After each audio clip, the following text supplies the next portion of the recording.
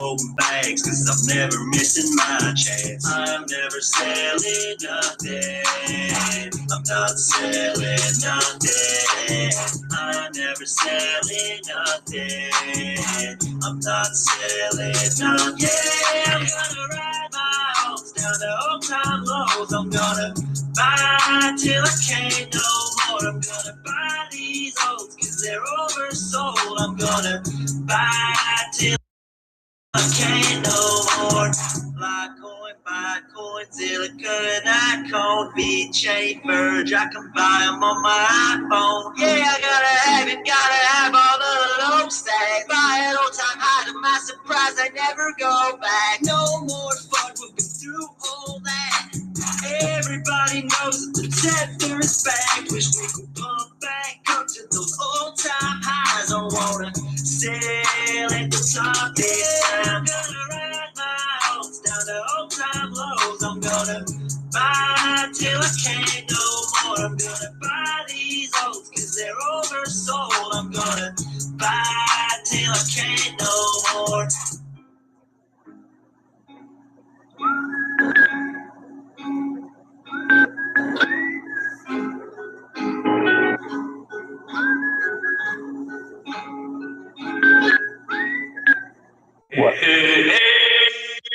Well, that's the bear market anthem by Little Bubble. Yeah, so unfortunately, we got the bear market vibes coming very soon, very soon. So I've been doing some projections, right? And I posted that in the original post just recently. I charted out what 2026 is going to look like. And, it's been, talked about on Cointelegraph, the same analysis of the Elliott Wave that I did. He said, end of June, July is when we'll peak out. That'll be probably the all-time high for the year. And then it's, riding to the, which I show as support. Some people say it's going to be, before the ETFs around 47. But the Fibonacci is what I'm going off of, and that's around 55. So, of course, there is those people that think we can go as low as 30, which is on the chart as well. But I don't think it's going to go that low, to be honest. But anyway, thanks for showing up. Hopefully you guys tagged your friends. Like I said, we don't record. EAC might be recording on Rumble, so that gives a credit to him. And we might have some people that want to do a podcast, so they may show up. But anyway, let's go around the room. Hermit, starting with you. How are you doing, man? How's your week? It's all right. Overall, I mean, market wise, it's funny just to watch everybody. We've been chopping around and we've had some pretty big swings up and back down. But it's just amusing to watch and listen to people. We're so back. We're not so back. We're so back. We're not, like, it's pretty much on a daily basis. So, like I said, I mean, it's always interesting to see all of that stuff. So, but yeah, no, I'm doing pretty good overall. I mean, I'm rolling through my taxes as we speak. I might have to owe some money, which I don't want to, but sometimes give to Caesar what is Caesar's, as the Bible would say. Yeah. So yeah, there's a lot of things about paying your taxes, your tithes, and stuff like that. But usually I get money back. So yeah, but sorry to hear that you got to pay your taxes, but I'm not. We need our roads, we need our internet. All these people that are like, "Fuck the government." Well, you need the government somewhat, but we just don't need them in all our businesses. Yeah, well, and that's like, I don't mind. I wouldn't mind so much paying taxes if I knew it was being used responsibly, but we all know that that's not happening. So that's like the. You mean you don't like your $15 billion tax money bombing Iran? No, not necessarily. I mean, at that point, it's like we're already there, so just hurry up, finish the job, and call it a day. But like, I'd rather not give it to a bunch of random NGOs that, you know, just can't, actually do what they say they're trying to do and just don't even make the job. I don't know. It's like, it's like, oh, we're giving money to a homeless NGO or whatever, and it's like, okay, it's fine, but there's still there's more homeless people than ever before. It seems like I'd rather not give it to other random countries who don't like us very much. I don't think they really care, especially if it's like a Muslim country, about the LGBTQ IA2S plus agenda or whatever it is anymore. I don't think they care much about that, but apparently giving that money is probably a good idea in some fashion. But yeah, it's like, and I drive through town a lot. I drive through a lot of towns, and when the roads in town are just as bad sometimes as off-road roads, like four-wheel drive roads, we might have an issue. So, you know, I think it would just be better if that if that weren't the case. I wish I could just say, "Hey, spend my money on this, please, and nothing else. I don't care." Yeah, I mean, if you're driving on a federal freeway like an interstate, it's under construction like everything is. It's funny how that infrastructure bill is kind of like similar to what we did back in the CCC days, getting out of the Great Depression, And yeah, of course, there's going to be homeless people. Everybody's like, oh, there might be a recession. Dude, we've been in one. In fact, we've been in a depression. I don't care how they define the new terms. It's obvious. You've been saying it for like 3 years. Oh, for real. And you know what's funny? Yeah, you've known me that long. And also, the Elliott Wave, which we're going to talk about, or we talked about last week, it was discovered during the Great Depression. Fun fact. So it's funny, like that the Elliott Wave is showing up during this time, right? When we've had these what's called these impulse waves, and now we're having the corrective waves. So this is all part of it. I'm going off of two quarters of red is as a recession. It's the same thing with Bitcoin. 2 quarters of of red candles. Then we broke the trend of this up green red pattern, and I believe we're going to have a bear market this year.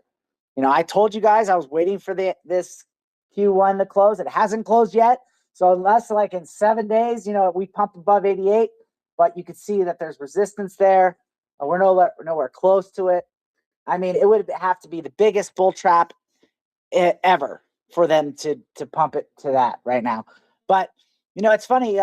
People are saying we're back, right? Well, this is just a relief pump. They're going to get trapped like they always do in liquidity. There's lots of liquidity, up and down. Some people say that, Bitcoin is now TradFi and, they set options. I've noticed that during the ETFs, like options is where there's, you have liquidations to the top and bottom, right? So options keeps it stable. But you know what? Not in crypto. They're going to liquidate the shit out of those people. Yeah, so I've been doing well, just swing trading, Yeah, but let's go around and see how Bubbles or EAC's doing. Yo. So yeah, it's been a crazy week. I said to Bubbles it was Sunday night. I said, everything in my gut is telling me that the market's going to crash because Trump put out that threat that he's going to bomb bomb Iran, and then I said to Bubbles, I said, so you should do a long because it's going to be exactly opposite, bro. And I called it, and then yeah, the market makers are definitely out in full force because someone before Trump announced that he's going to taco again. They bought or they sold a bunch of oil and they bought the S&P. So it's market manipulation at its fullest, bro. It's crime season and no one's getting arrested. Like, that's crazy, man. So one thing I knew is that it's going to be volatile with Trump, but I didn't know that they were going to be so blatantly like just raking in the money by his posts. Yeah, well, we know the Trump indicators. So when he gave the ultimatum in Iran, it dumped, right? And then, like always, now he's speaking to Iran and he's giving them 5 days. So I was in a long and I caught my second long. I'm in a long since 62 400, but I'm on another trading platform that I've been trying out. I'm on another long. Already took partial profit, but I'm riding that puppy up. So yeah, it's good time for these market makers, because every time Trump opens his mouth or, some catalyst, Jerome Powell, the FOMC, it's really what it is sell the news, guys. And it doesn't matter what the news is, it's just sell the news, right? And then buy the dip. But it's the people knowing what the news is before we know the news. Exactly. And selling it pre. So they know, yeah, the Trump administration definitely knows, what they're going to do. So before they do it. So yeah, be wary of that. But yeah, I mean, it doesn't matter though. The fact is they give the news, it dumps, maybe catch a quick scalp, but yeah, buy that dip or, buy the wicks right now. Any wick, right, is probably a good way to, if it pumps up, short it. If it dumps, buy it. We're just ranging right now, and it's pretty clear on the 4 hour right now. It's pretty steady waves. You could always DCA and move your positions, but don't use too much leverage. Give yourself room to so you don't get stopped out, and set stop losses and profit. Don't round trip your positions. That's the art of the swing trader, right? So yeah, it's been good, and that's the thing is, yeah, we're talking about a bear market this year, but look, I made a lot of money in the bear market. I want to say I even made more in the bear market. Short money is easy money. So yeah, and here's the other thing: if you look at the chart, thanks for posting it up there. This kind of gives you a good guideline on where it's going to be at, right? And if you see, but before at the beginning of this Elliott wave, you'll see like these volume, a lot of volume right before, right? You can see those bars, the volume bars. That's what we're waiting to see over the next year. When that volume starts to increase, we might have a couple spikes. In fact, we had one when we had a little volume spike when it touched 60K. That's what you want to see to know that we're recovering. And what I've covered is, it took 201 days in 2021 to go from all-time highs down to the bottom before it started going back up, right? And that's like 38 days from now, considering from when our all-time high was, so it's almost done, right? Now we're expecting some relief. And really what it is there's a CME gap from 79 to 84, and it may take till June to fill that. But yeah, that's what they're going to be attempting to do. And once that fills, it's sayonara, right? And that's where I'm going to open up a short, at that little top again, and run this. So until then, I call this a local bottom. And the good news really is when I drew that chart and I'm doing the Fibonacci's where the A, the B, and the C is on that chart. There's Fibonacci's there. The C Fibonacci, the 6.618 from the top, right, is only around 55K. That brings us to about the end of the year. And that's where you really want to start. And don't do it unless you start seeing the volume come in. But that's when you want to start building your spot bags, right? You want to DCA at that point. You could be DCAing now, but I would say wait for that C wave to know when this thing is finally over. Does that make sense? All right. Well, yeah. So, hey, EAC, Did you see, because Hermit sent it to me, did you see where Polymarket said breaking, U.S. Treasury declares the U.S. government is to be insolvent and then pulled it back? Was that a hack? What's going on? Does anybody know? It was. I didn't see So that. this is what I gathered from Grok. I asked Grok because I was like, has it ever been done? Has the U.S. Treasury ever said the U.S. government has been insolvent? And it said no, never in history. And then it kind of gave me a little bit of a rundown, and then it was kind of like, and basically, like people saying it came from, like, I don't know, some article where somebody was basically saying, based on these numbers, the U.S. government is insolvent, but it never really said it from the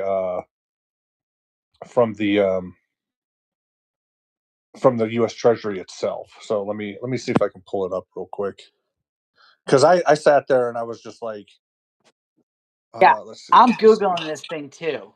And, you know, Okay, so it says recent articles. And it said March 23rd, 2026, Fortune and Yahoo piece by economists Steve Hanke and David M. Walker have sensationalized the fiscal year 2025 report with headlines like "The Treasury just declared the U.S. insolvent." These pieces interpret the numbers as evidence of insolvency liabilities, approximately 8x or 8 times the assets, plus massive unfunded promises, and criticize media government inaction. However, this is the author's conclusion, not an official Treasury statement or declaration. The Treasury itself presents the data factually without labeling the government insolvent. Similar interpretations have circulated in opinion pieces in social media for years, but they do not reflect the Treasury's own language. So that was it. That was what. yeah. So that's funny because the Treasury, you guys, just paid back 15 billion, not trillion, 15 billion of debt, right? Which is the largest payback ever. But that's right when they hit 39 trillion in debt. So yeah, I don't think the Treasury declared themselves insolvent when they're paying it back. But there's some truth to that, and I get why they're trying to mislead people, but um, they want to create fear, right? Bunch of fear mongering on the timeline for sure. Um, and that's the thing is like, I feel like they're gonna they're just gonna print more money. I mean, that's what they do. We have a partial government shutdown right now. They're going to sell treasury bills to cover their debt. The difference from their budget, and that's just the way it goes. They can do that forever, so they never ever will be insolvent. Is my point. They'll just keep printing money, and the central bank will just keep buying those treasury bills and holding it into their reserve. So that's how that scam works. Were you going to say something, Hermit? No, well, I mean, that's kind of like that's like the basis of the system that they're using now. If you read the book Creature from Jekyll Island or something like that, or you can listen to it as well. It's essentially that the government starts borrowing money, and they keep borrowing until they can't pay anymore, and then they're like, well, what happens then? Well, then they somehow are able to borrow money to pay the bills. So now they're borrowing on top of what they've already borrowed to pay more of what they borrowed. So it's just one of those things where it just keeps going and going and going. Um, the guy who wrote it, I think his name is G. Edward Griffin or something like that. He basically said the only way out of it is just basically, he's like, it's not going to be like all rainbows. He's like, you got to, like, it's basically stop the spending, cut everything down, and then you go back to what was the gold standard, or like going back to the gold standard and getting, just basically abolishing the Fed at that point.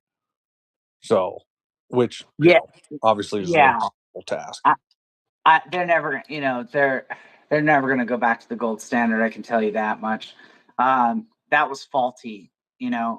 It kept them in line, to a point, somewhat accountable, and that's the idea. But yeah, people figured out that they didn't have enough gold to back what they said they were doing. You know what I'm saying? So that basically ran out. That idea ran out on them. You know, did you guys also see that video?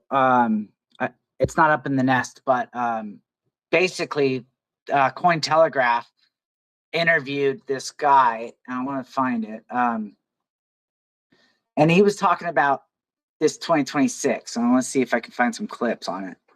But did anybody happen to watch the video? I did not. Okay. Yeah, and it's funny because, you know, I've been talking about this Elliott Wave, and that came out like between this show and last show. So, you know, it's funny because I didn't get that source from them, right? I got it from my own research. And then they happen to, Hermit thinks they got my phone bugged or something because I keep saying stuff and they start putting it out there. Maybe I should be more careful what I say, but anyway, yeah, no, I thought that Cointelegraph interview was interesting. What it did was it was about a guy who basically says, "Hey, I'm wrong." You know, he was kind of like in the same boat I was, like, "Hey, you know, we may not be in a bear market yet." You know, and I didn't want to call this a bear market. I wanted more confirmation, right? And then I started to see that, you know, my friend Steph, he mentioned the Elliott Wave, and then I started doing research on it, and you know, I came to this conclusion that, you know, Bitcoin is following not only following the Fibonacci, which I always had the Fibonacci's on my chart, but also it's following this Elliott Wave. So, you know, it's been a good journey, you know, to see, you know, where, you know, the ETFs pumped and then Trump pumped. It was part of that natural cycle, and then we just lost steam on that last wave, and that's when, you know, you have to have these corrective waves, and so that's going to play out over this year. And you can call it a bear market, but at the end of the day, you know, like if you look at the 2022 bear, really, I mean, Bitcoin still went up, you know, it still went up overall from the last bear market, you know, so we're still setting highs, you know, and anybody that says, "Oh, well, look at how Bitcoin performed, you know, last year," you know, they definitely haven't seen, you know, the full picture, right? The full picture of Bitcoin is that it's based on the halvenings have increased every time, and so, you know, I think for 2027, I think that we would be back around 140,000 around this time next year. The reason for that is because the Elliott Wave would be completed, and then we'll start building up. And there's a lot of catalysts to look forward to. It's just unfortunately not going to hit us till the next year, you know. And for example, look at the Clarity Act. You know, they needed to pass that Clarity Act yesterday, you know, in order to get above 88K and paint a green candle for the quarter. But they're gonna reconvene in April, right? They don't want it to pump the market. You know, this is why we call it manipulation. They don't want to pump the market. They want to control the market. They want to control the narrative, and they're doing a good job doing that. So since they're going to do that, you know, we're gonna follow suit, and we're gonna trade accordingly. You know, we're gonna degen, you know, where we need to degen, and that's what this space is really about. Is like, how can we capitalize on what's going on? It's not like, you know, we're trying to predict or say, "Hey, look at me, I called this." That doesn't matter. You know what I mean? It doesn't matter if you call shit. It's like, okay, how have you made money on this, right? How have you done what you needed to do during this time, and where you're at now? I don't, you know, it's funny because I was in another space the other day, and this guy was flexing like, "I've been trading for 17 years and this and that." I'm all like, okay, then why are you here trying to convince people to join your Discord, right? And you know, are you just like a philanthropist or something? You know, it's like, I just don't get it. You know, I'm clear on my motives. I'm not here to sell nothing. I'm here to stack sats because I believe in crypto in the long term. I have my money. I don't, you know, my fiat, I have enough to get by. The whole point of crypto is to stack sats in the eventuality where we have like something like a Bitcoin standard, not a gold standard. It's different, something that is limited, or we have a global reset, because the thing is, I was doing some research too on the overall world debt, right? And I used to say it was 300 trillion. It's actually around 340, 350 trillion. So yeah, the United States' debt is about 39 trillion, but we don't look at China's debt. We don't look at all these other debts, right? Though what really makes it bad is the fact that we have low GDP growth, low national income. So like anybody who's borrowing money, they need to have a good income to debt ratio. And that's where we, as a country in the United States, have failed. You look at usdebtclock.org and you go to the World Bank and you'll see how the other countries are faring. And a lot of those, and this is what goes back to Hermit saying, we have these NGOs paying all these other countries and they're doing well. They have very little debt and a lot higher GDP than us. Now, we're still the king of GDP. The United States still has the most national income. We're producing 30 trillion of GDP a year. China is around 18 to 20 trillion. We'll be fine. It's because we still are the biggest market than anybody. We may not have as much money as, the Rothschilds in Europe or those folks, but we control the world because we consume the most. That sets the price of oil. You've been seeing that at, Iran. By the way, the United States produces 22 million barrels a day, right? Saudi Arabia and Russia produce under 11 million a day. We surpassed Russia and doubled them, and so really, you ask why we're in Iran and why we did the thing in Venezuela. I think it's just about the price of oil and making these oil companies money and, working alongside with Russia and Saudi Arabia to control the, what China has been trying to, control after the whole pandemic thing. But anyway, that's enough out of me. What do you guys think about all that? I've been like going into the war spaces and hearing like all about it, and it's kind of got me thinking, like are we passing a point of like no return? Because like I get what you're saying with oil, that it's like Canada's a producer and the States is a producer, but oil is in everything. Like it's with shipping and it's global. So the whole when the price of oil goes like up or down, um, like even though like the companies are making money that make oil, like everything goes up. So the costs and like inflation, and just because like this war is like what, going into a month or something, and I think already like it's at the point where we haven't even seen the prices increase from all the price of oil going up, and then it's really uncertain because like it's like, is Trump really talking to Iran, because Iran's bombing people today and saying they're not talking to him. So I I don't like, I don't know what your guys' take is, but I think he's just bullshitting to drop more bombs, or and then that's not, helping the situation, and it's going to drag out and shit's going to get worse. I don't want to be a doomer or whatever, but I'm a realist. No, I hear you. And, after serving the Army for 20 years, I kind of understand the strategy. It's very similar to Desert Storm, where we went in there, kicked Saddam out of Kuwait, and then we left, and we left.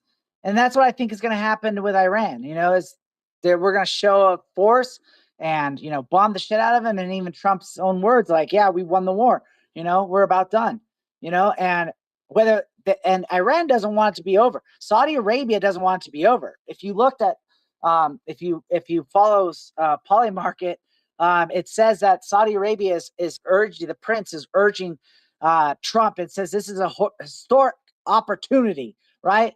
The truth is, it's the Sunnis wanting us to take the infidels to take out the Shiites because they can't do it themselves, right? Because they're a peaceful religion amongst themselves, right? So they Muslims can't kill other Muslims.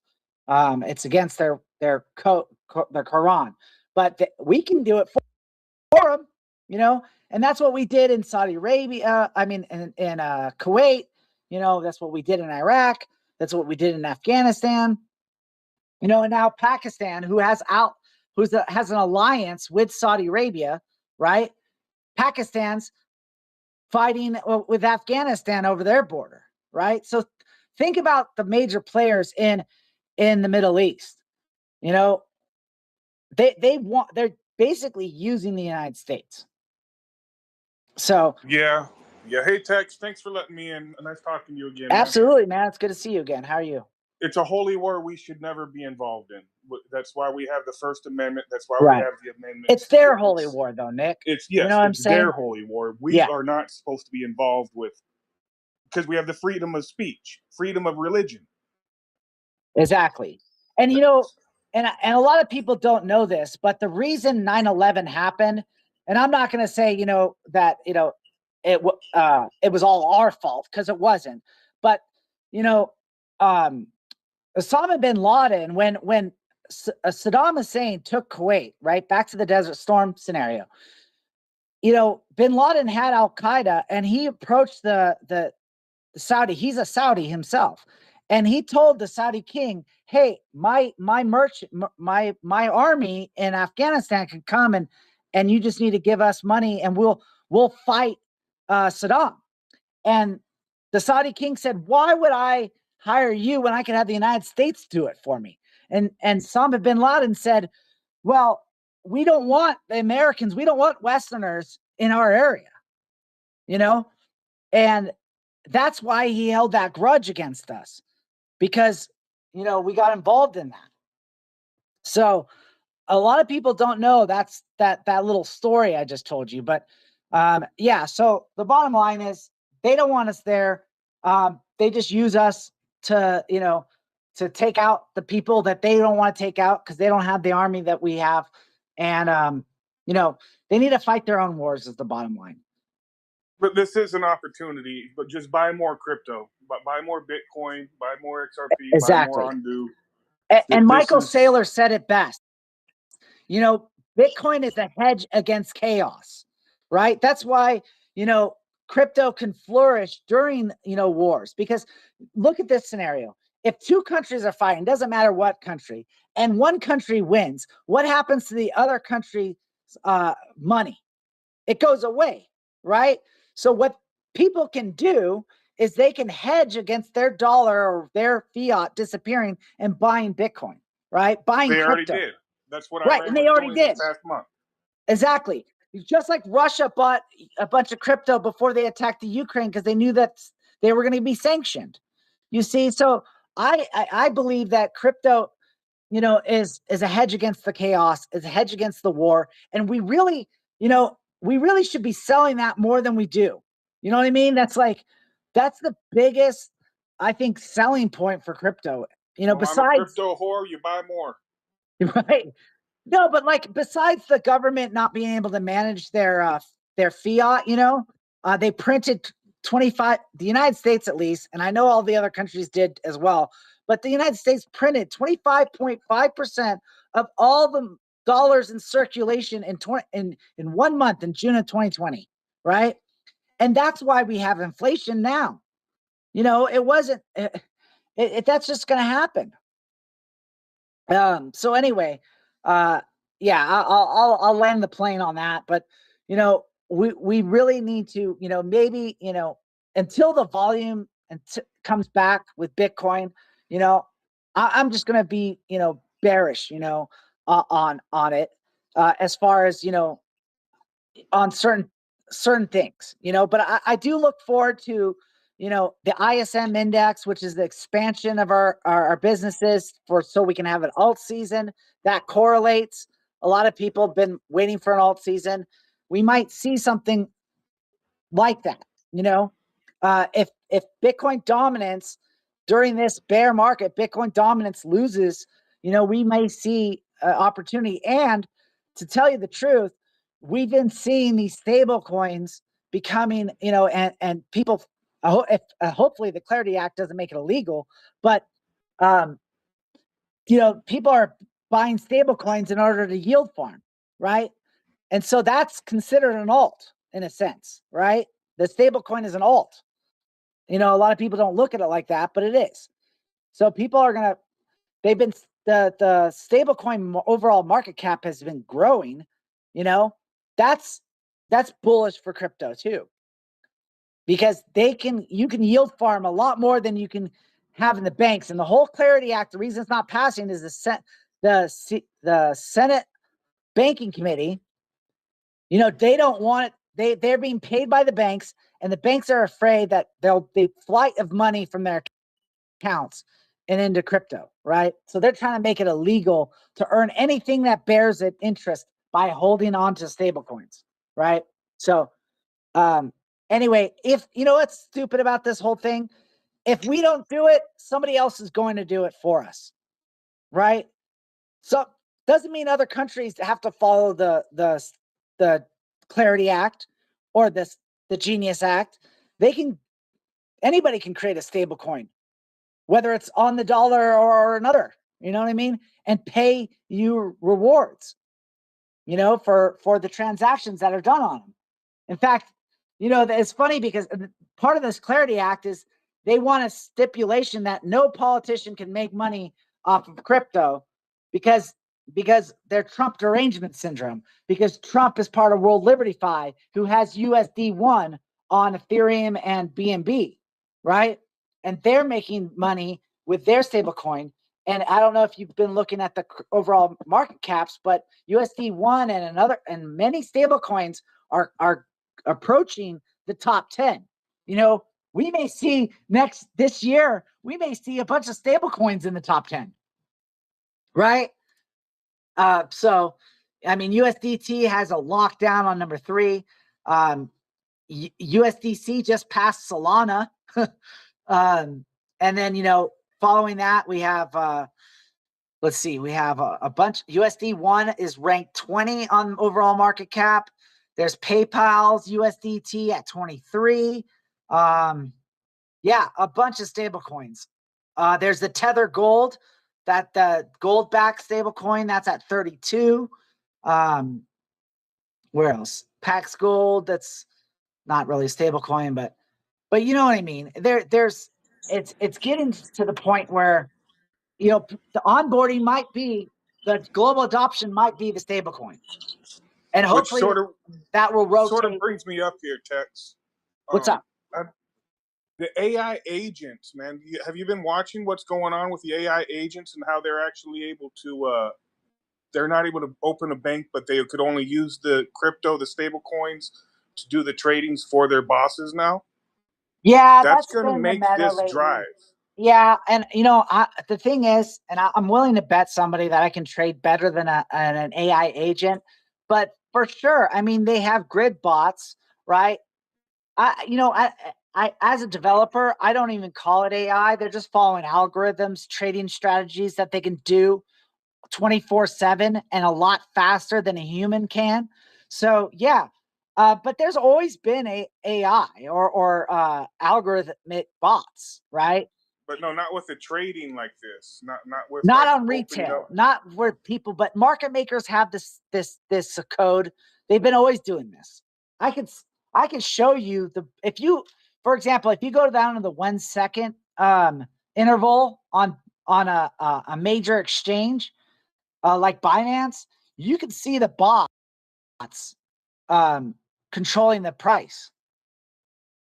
Well, that's just, I've never thought about having one of these until this past month, and I'm seeing what it's doing. So, like you said, once this gets in retail, a day trader's hands, that's going to influence the crypto market specifically, because all these agents will be doing trading and actions on behalf of somebody.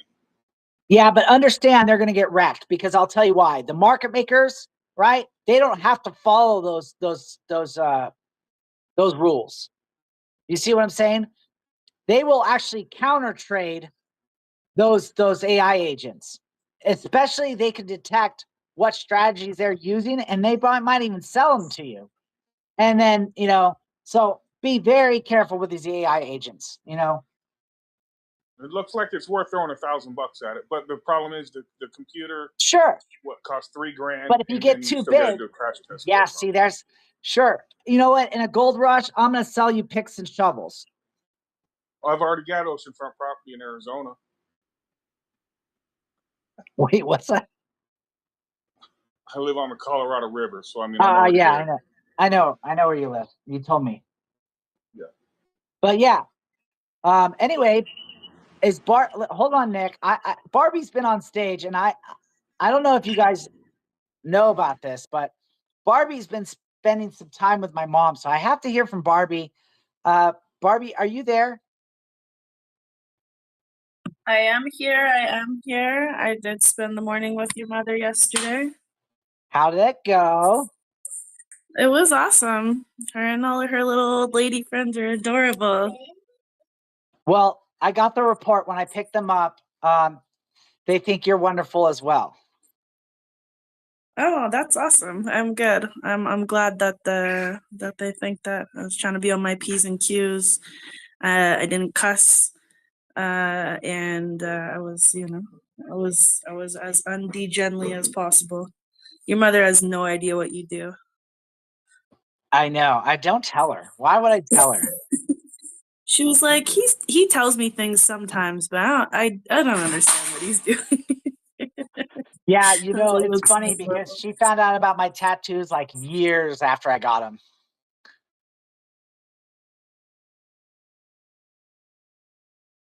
Yeah, they were a cute little bunch of little Spanish ladies, all in their little bougie bouge.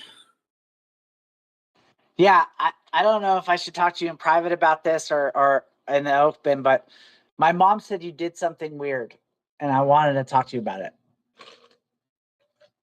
Do you know what it is? No, go ahead, tell me. Okay, so I guess they were visiting so you're supposed to have coffee with her, but then you guys spent the day together, which tells me that you guys must have hit it off. But they went to a cathedral, and my mom went inside, and she's all like, "Where's Barbie?" And then she went outside, and you were outside, maybe on your phone or something, and she knew that you had to go or something, but she's like, "Why don't you come inside?" And you said, "I can't go inside." No, I can't. I'm Jewish. We can't go into cathedrals and churches. Is that a rule? I didn't know that. Yeah. I cannot go into a church. That's crazy. Yeah. Wait, does that mean I can't go into a temple? Listen, even in Mexico City, I can't go in the temple for being a convert until you're like either you're born Jew or you're converted full Orthodox, respecting full Orthodox in Mexico City. No, you can't. I don't even go to synagogue. Sometimes on holidays I get in with my friends, but no, they don't. They literally will not let you in. They have security at the door. They won't let you in.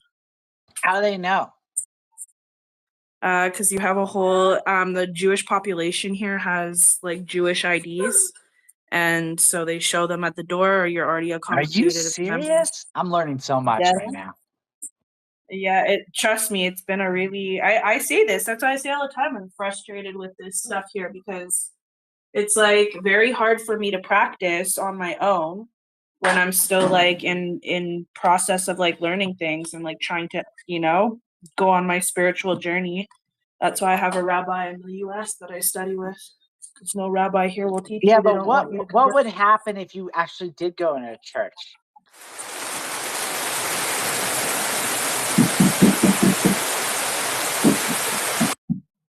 Nick, I don't know what the hell was that, but please don't hot mic. I didn't kick him down. But anyway, He was probably taking a shower. It might have just been like, because anyways. So did they take your Jewish card away from you if you step into a church? Pardon? Do they take your Jew card away from you? No, it's that it's just like you're not supposed to. It has nothing to do with Mexico or human beings. It's that we're not going into churches because we don't go into other people's temples. We don't go into other people or around other people's like idol worshiping. Interesting. Okay. All right. Well, fair enough.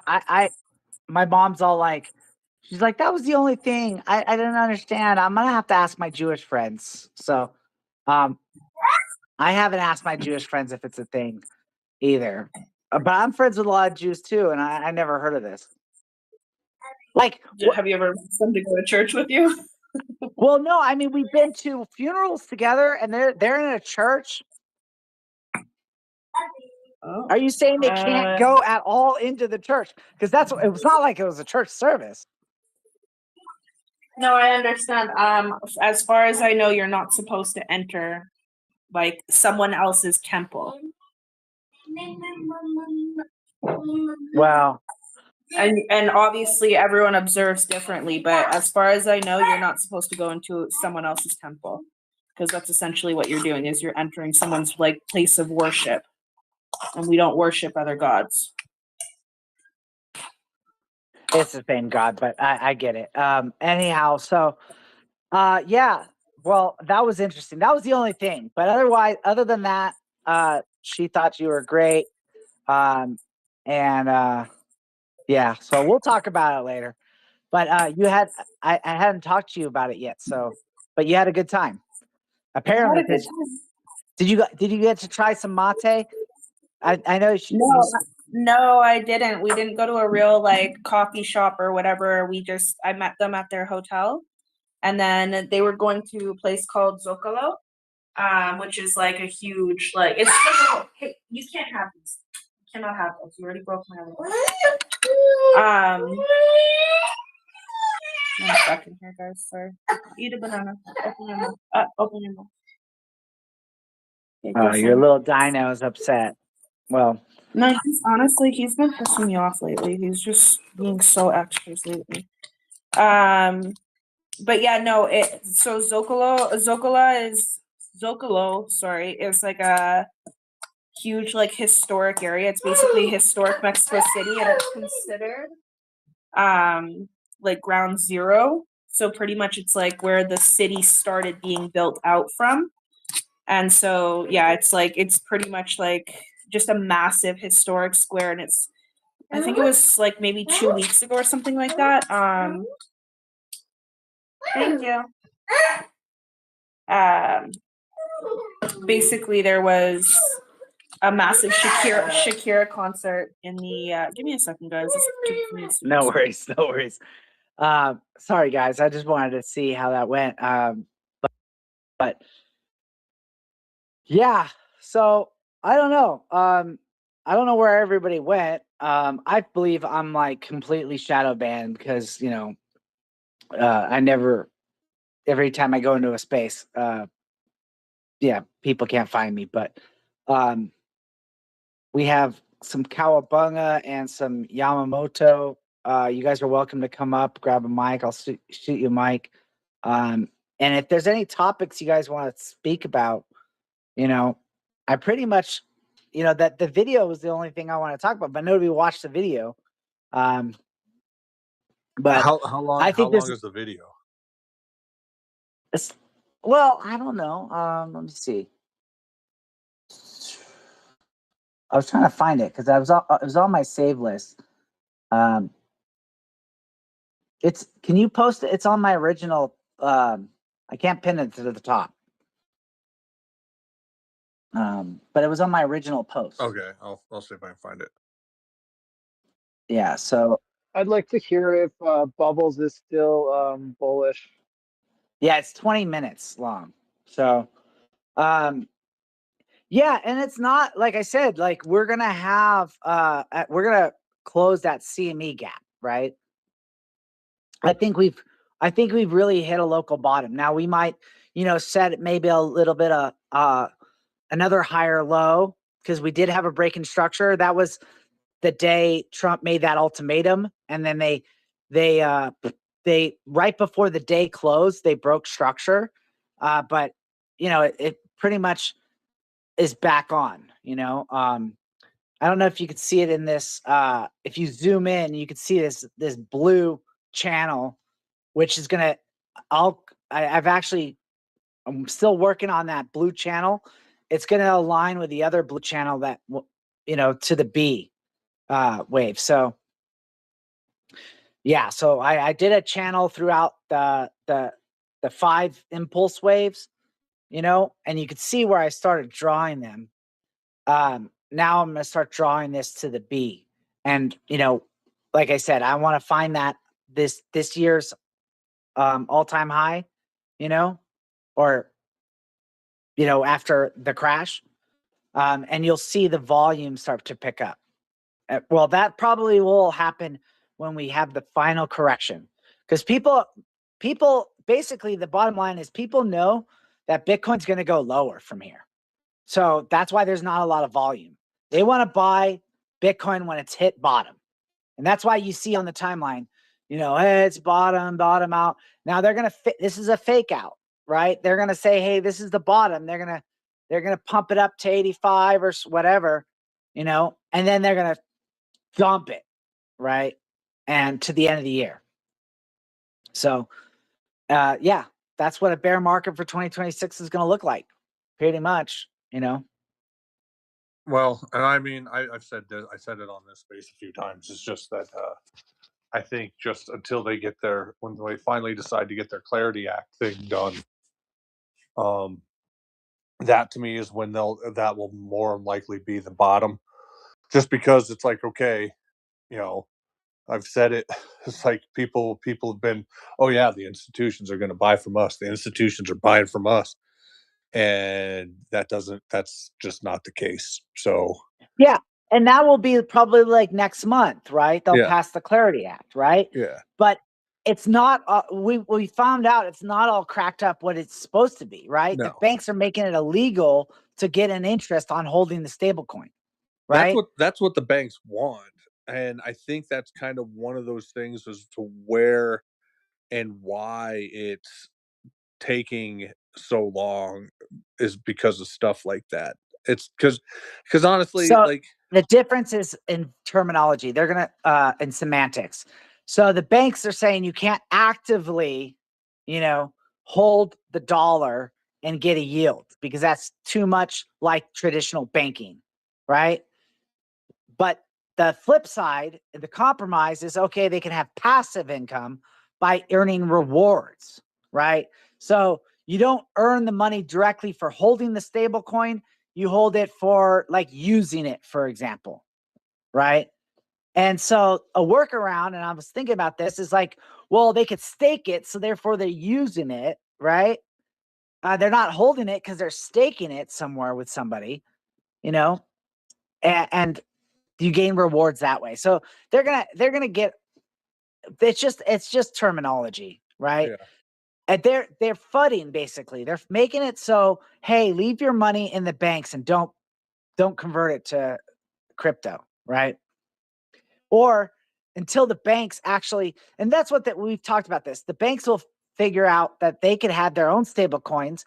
You pay the bank the dollars, they have your dollars, right?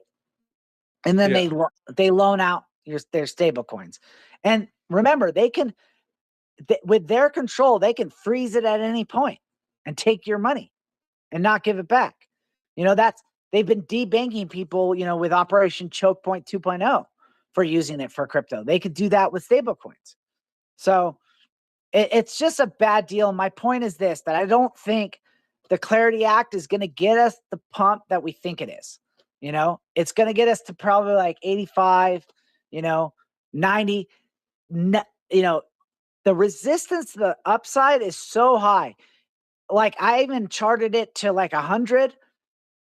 It will not break 100, will not. So all-time highs is 126, so we're not going to see that until next year. And some people say not even next year because we're too close to the halvening. But I don't know, dude. I guess we'll find out. Yeah. But here's the thing is I hate it. It's like my pet peeve when people say like, this is not, that nobody knows a month, 2 months, 3 months from now what's going to happen. Yes and no, right? Like I can chart what 2026 is going to look like, right? Based on not just the Fibonacci, not just the Elliott Wave, but all these other key data points, right? And if they all line up, like, for example, the peak of this corrective wave is going to be the end of June. That lines with having a new Fed chair, right? And then it's not going to be as cracked up as everybody thinks. He's not going to have quantitative easing, so it's going to start dumping, right? It's always these, this illusion that we have control over the market. When these things work on cycles, they work on M2 money supplies, they work on, bigger variables over the year. And that's what our financial system is. Crypto's just, even though it's supposed to save us from this financial system, it follows some of the same rules, right? So that's what I've been discovering in all my time in crypto. And I've been very successful catching these waves, shorting it when I need to short it, longing it when I need to long it, and that's the thing, is I'm giving you guys the heads up that this is where we're looking at.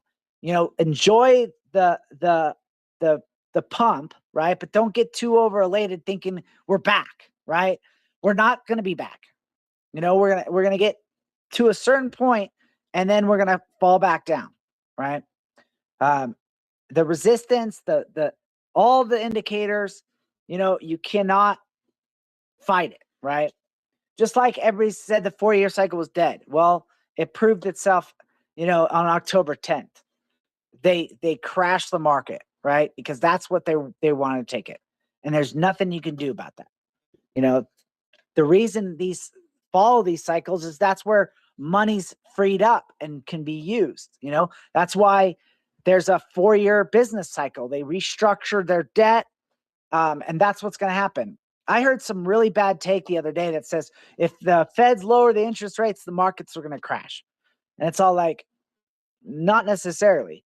I think the opposite. If they don't lower the interest rates, these businesses that have been over leveraged because they've kept the interest rates too high, they can't restructure their debt. You see, that's why you have to have those highs and lows of money printing interest rates and all that stuff, is so they can financially manipulate it.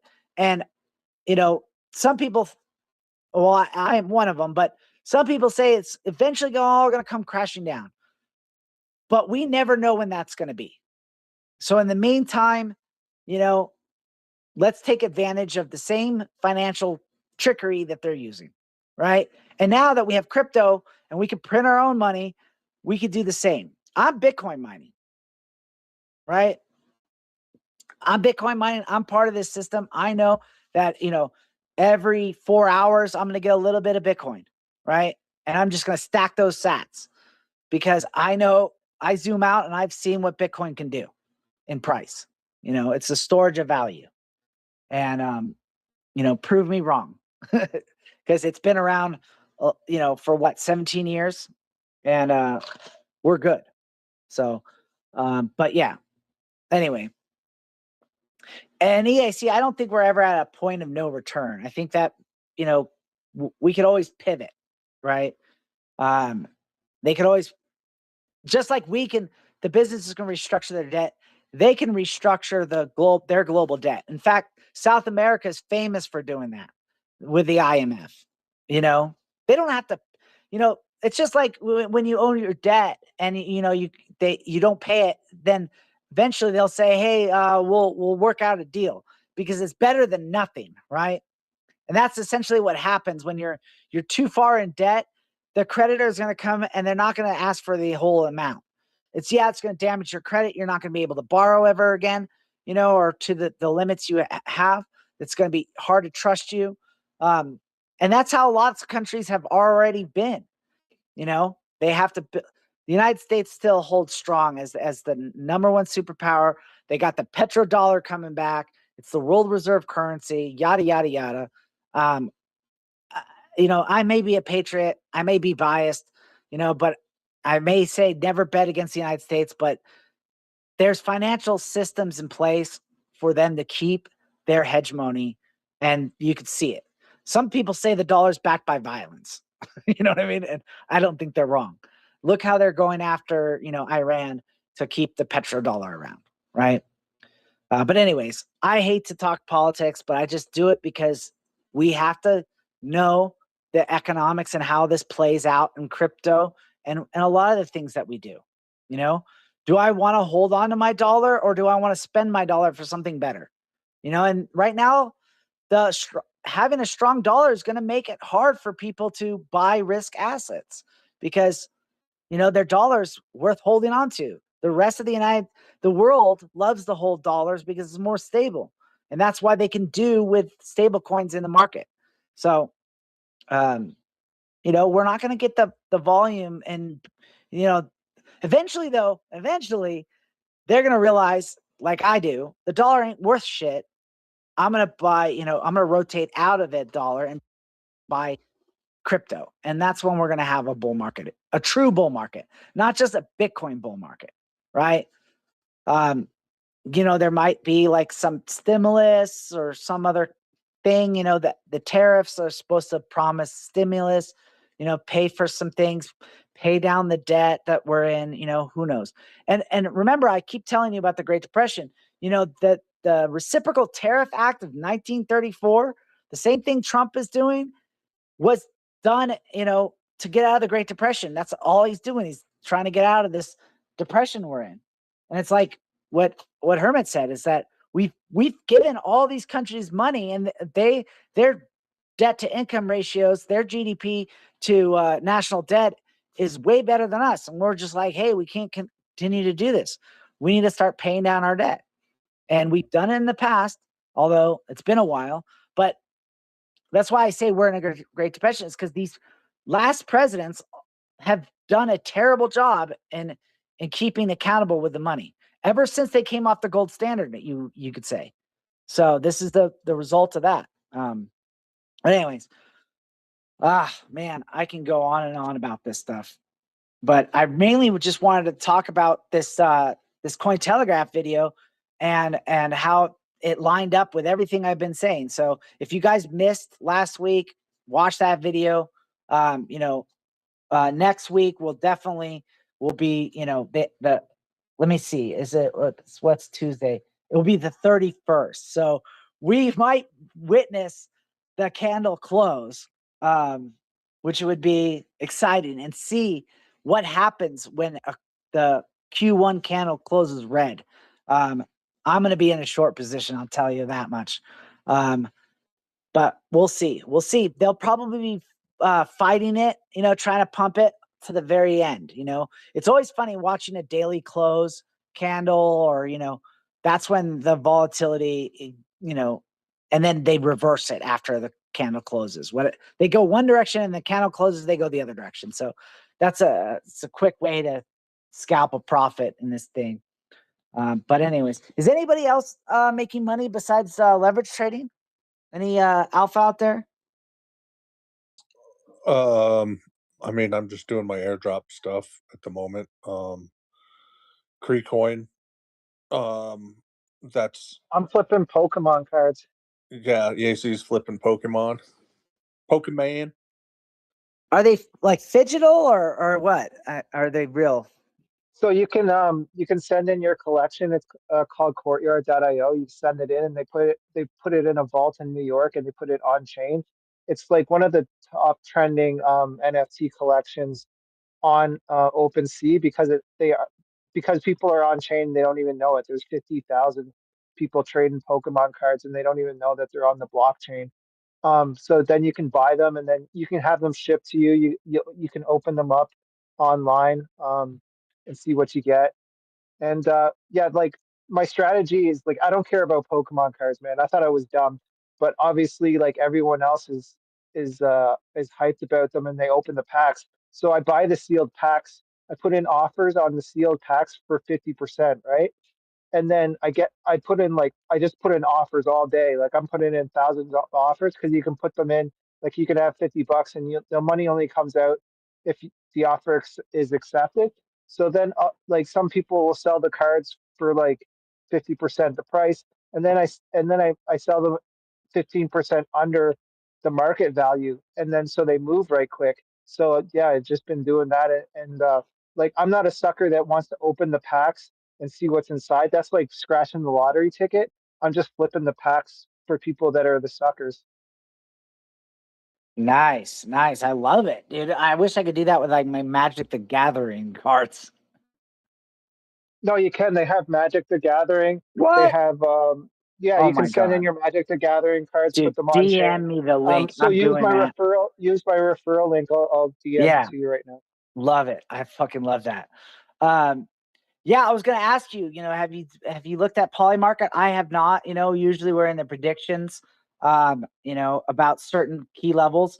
Now that I have a chart, I'm gonna start playing those. Will Bitcoin be above blah blah blah by this time? So I'm gonna start doing that. Still waiting for Cointelegraph to be or Polymarket. Sorry, I think of Cointelegraph because of that interview. But Polymarket to be legal in the United States. We have this other one, and it's not as good. Do you know Yeah, like anything? there's lawsuits going on with Kalshi.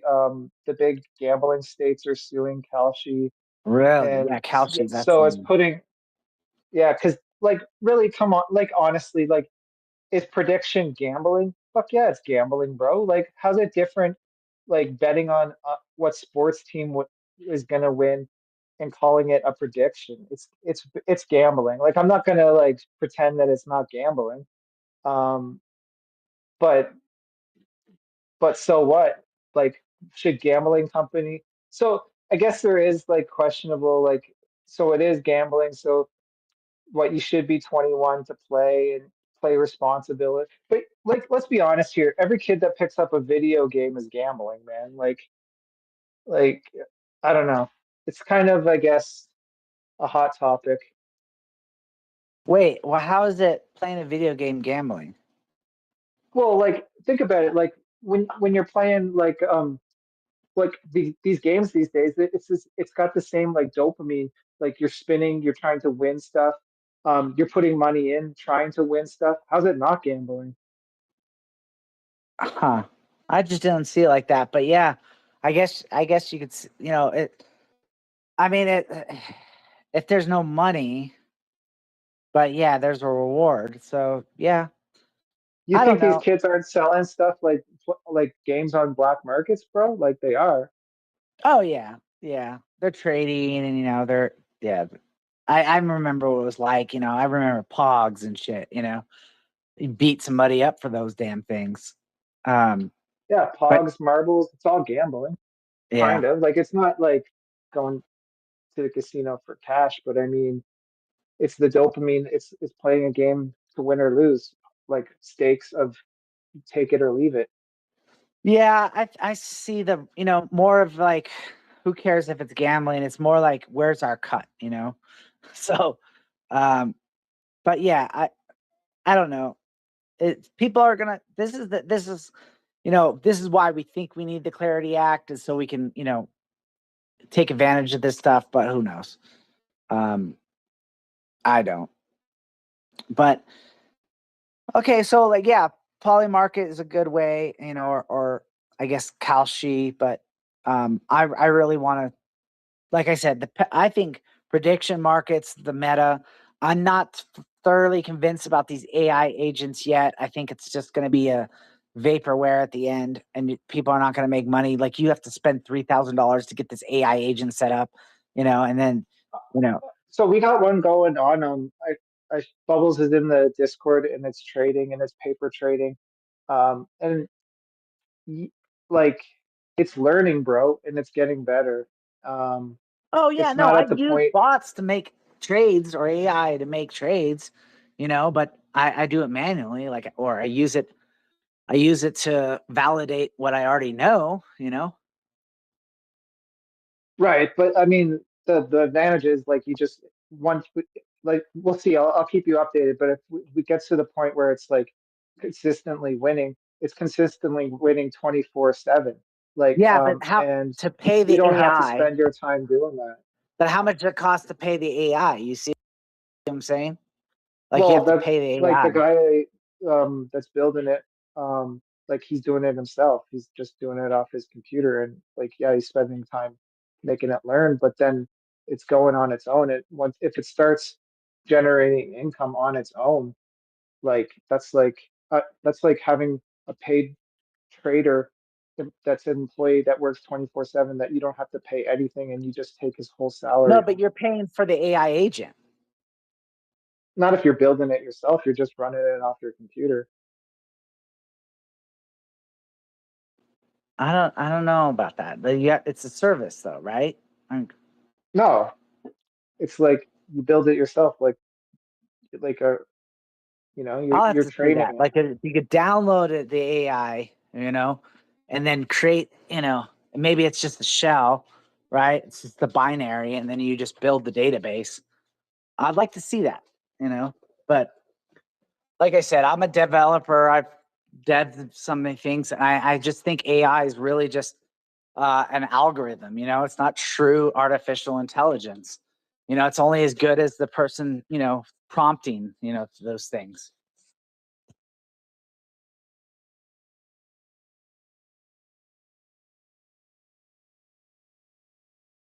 Right, but if it's reading the data as it happens faster and widely than humanly possible, and then putting out shorts and longs on that data. Yeah, no, absolutely. And I'd love to have a trading bot. You know what I mean? Like a grid bot does the same thing. It arbitrages, You just tell it which direction the market's headed. So it can buy low, sell high. You know what I mean? It's not hard. And you have it doing that multiple times, you know? So yeah, that it's just a more complicated grid bot,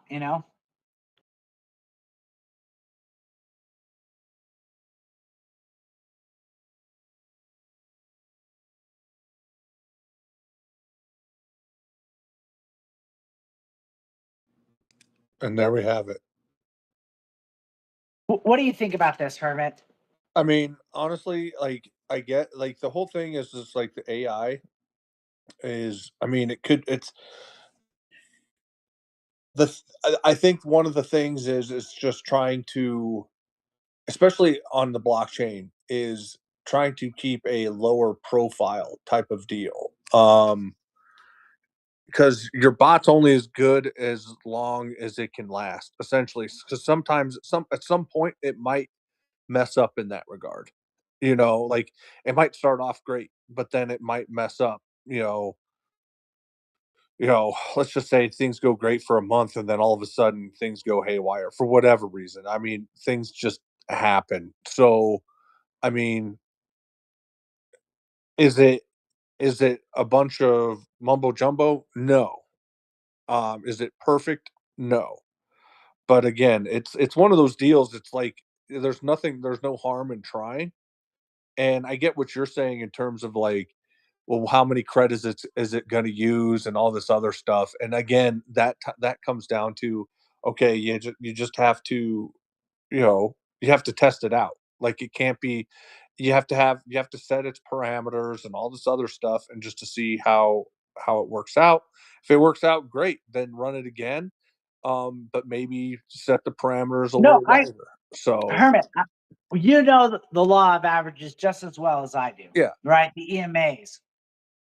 We can make it work. I'm convinced 100% I can do it. Right? But in the end, after paying for the AI and the time putting into it, is it going to be really that worth it? If I'm using leverage and I'm doing like good trades, that aren't working on laws of averages, you know what I'm saying? Like I still think I could trade better and make more money doing it but that way. but here's the thing, though. Here's the thing. To me, it's one of those deals that I mean, if you're doing more swing trades and all that stuff, maybe not so much. Like maybe like because you're like, okay, I like it right here. I'm going to, you know, like I'm going to get into this trade. I'm going to shoot for this. This is the target. You know, it may take it a few weeks, and then you just hit your trade. You hit go. You might check it once a day or something like that.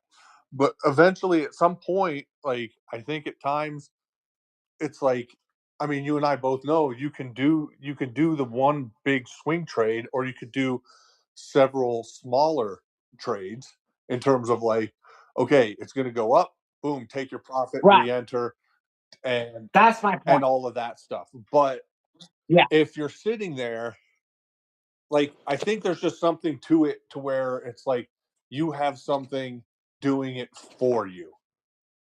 Even though it's like it's again, you still have to check that it's doing what it's supposed to do, but it's still doing it for you. And so for a lot of people, they may not have the time to sit at their computer and go double check it or something to that effect. Like that to No, me, I totally get and it. I get it. that's not to sit there and say you can't do any better or like you'll do better. But the thing is it's like you might be trading Bitcoin. Like, so let's just say you focus solely on Bitcoin.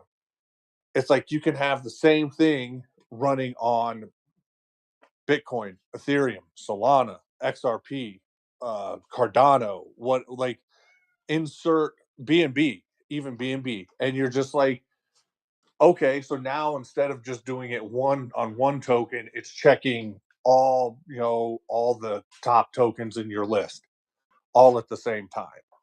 So that's And it's kind of your logic that you're programming. So it's like Right. basically like you that doesn't sleep.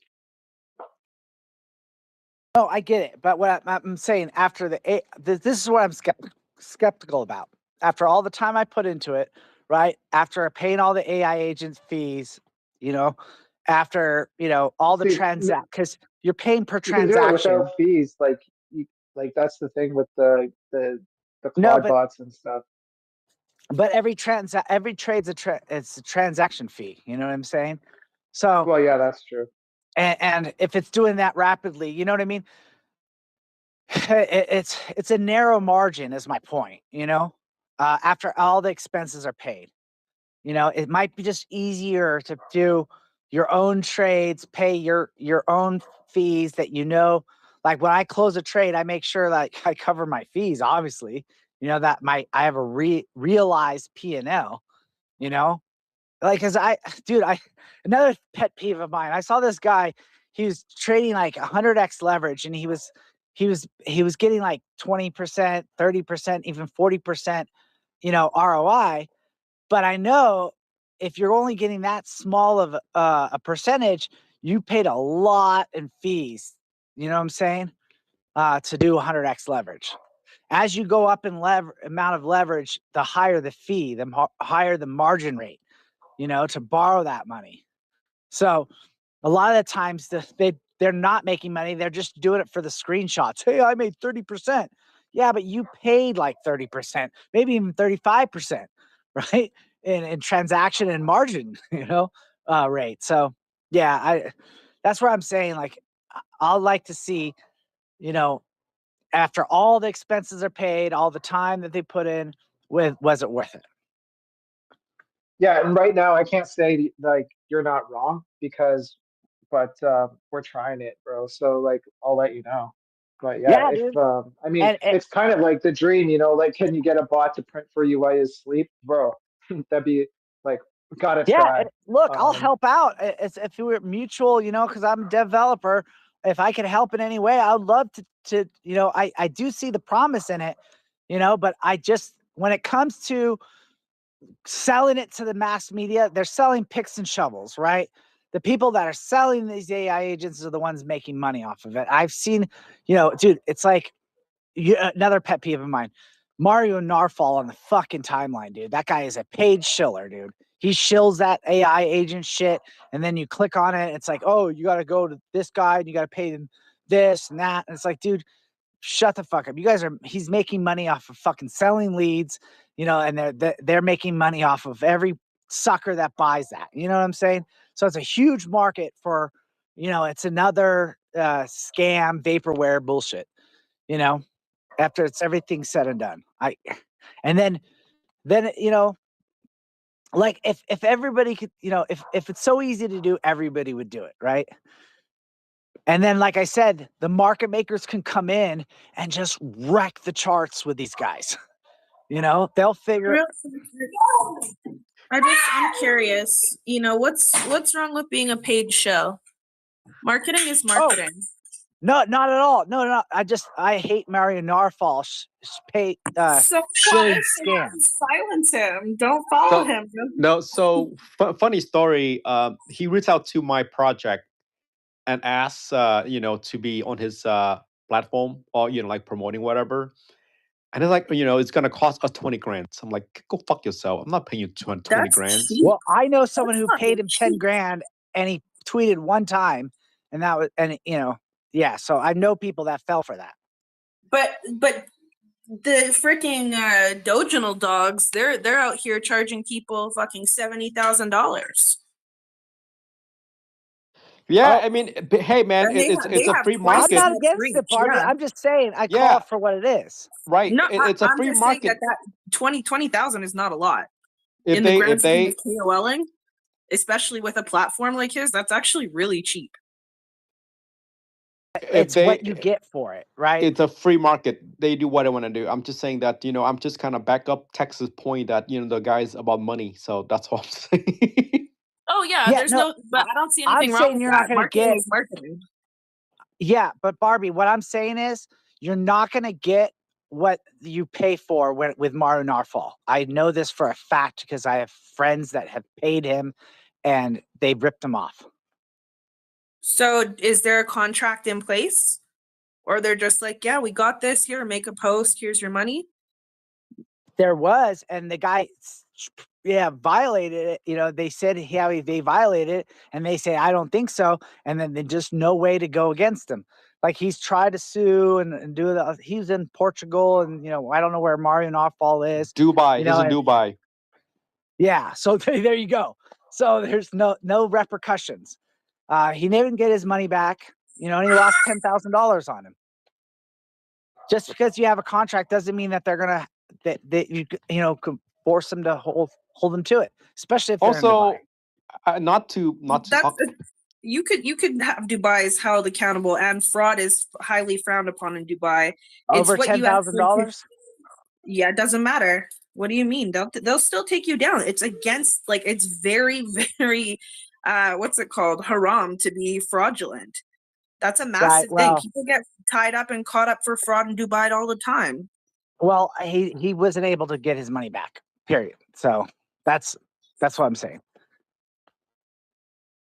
If he did his contract as you know, a US and gone by US law, then yeah, of course. But if you are doing things, you should be making your contracts applicable where that person lives or resides. Well, I'm just going off the experience that someone did business with him, got ripped off. You know, I see all the bullshit he shills, and I don't like it.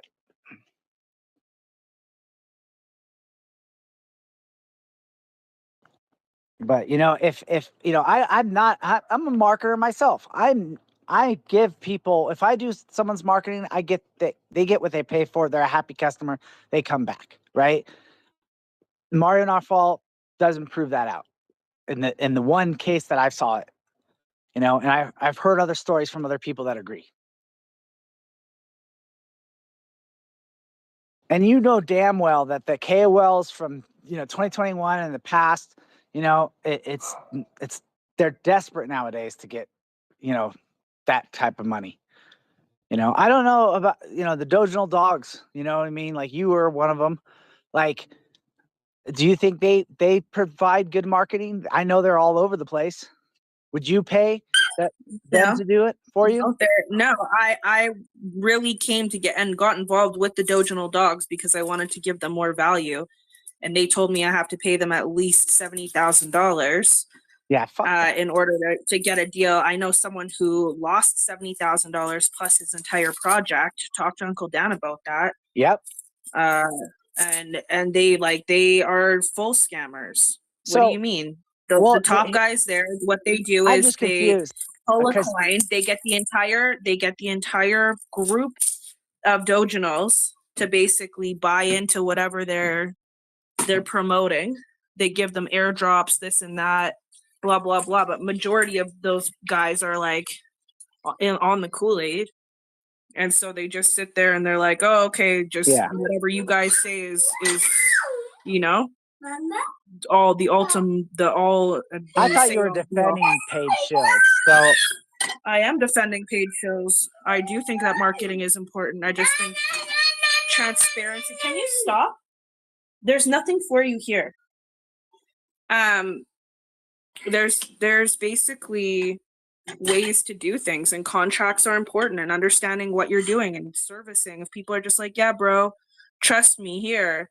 They're not registered. They're not whatever. They're not this and that, but they want you to send them $10,000. They want you to send them $30,000. You don't have a proper contract in place. Like, why would you do that? Why would you do that? yeah, Makes no sense. 10K, that's an easy fucking what's it called? Anything under like 10K for stuff like that, right, is not really theft, or it's like fucking misdemeanor theft that's going to go through small claims court. Most people are not going to go through small claims court because a lot of them, if you're dumb enough to send someone $10,000 without any kind of contracting, you're probably dumb enough to like not understand how to take someone to court, or you don't have the energy or effort. They wrote the contract. That was his mistake too. Well, that's what I'm saying is that people get fucking. This is what happens to rappers all the time. Think about how many rappers have signed the shittiest contracts because they're young and they have no idea what kind of like contractual law or how contractual law works. They're just like, oh, I got a contract. Doesn't matter. And sold their fucking soul for nothing on it because they just don't know how to read. They don't know how to take the time to go through the terms and conditions. Like, that's on you. If you're a grown up and you're eligible to sign a contract, then you should be grown up enough to go in and fucking read what you're signing. Well said. So, yeah, I right now, like, I just think that a lot of scams are happening on crypto Twitter in regards to these KOLs, these paid shills. Unfortunately, they don't get their money's worth, and do your own research, know your contracts. But the other part though, Tex, is look at the market right now. Why are you paying for marketing when there's a down market, when no one's spending money? That's not a smart thing to do. You need to be lowering your marketing budget. You need to be working with people to build and to make sure that you're creating, or go in and do soft marketing. Go in and reconnect with your community. Make sure that you're strengthening the existing community.